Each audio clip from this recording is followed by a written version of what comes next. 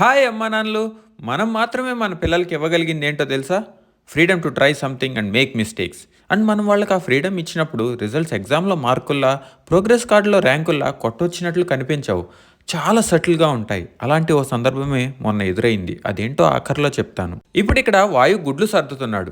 ఎప్పుడు గుడ్లు తెచ్చినా సాధ్యమైనంత వరకు వాడిని తీసుకెళ్తాము.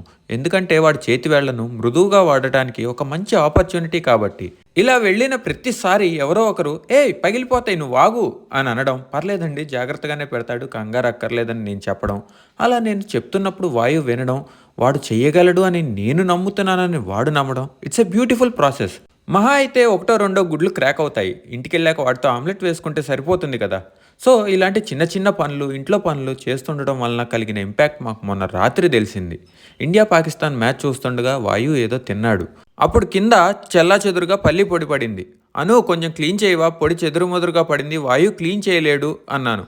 అంతే, వెంటనే పక్కనే ఉన్న వాయు నేను క్లీన్ చేయగలను నానా అని చక్కగా చూపుడు వేలుతో కింద పడి ఉన్న పొడిని జెంటిల్గా ఒక దగ్గరకు చేర్చి, ఒక చేత్తో గుంట చేసి మరో చేత్తో సాధ్యమైనంత పొడిని ఎత్తి తీసుకెళ్లి సింకులో పడేశాడు. తిరిగి వస్తూ వస్తూ మసిగుడ్డను తడిపి తీసుకొచ్చాడు. తడిగుడ్డకైతే పొడి అంటుకుంటుందని. మొత్తానికి అనుకున్నది చేశాడు. సో అమ్మా నాన్నలు, ఇలాంటి కాన్ఫిడెన్స్ తప్పుల నుండి మాత్రమే వస్తుంది. Give them freedom to explore and make mistakes.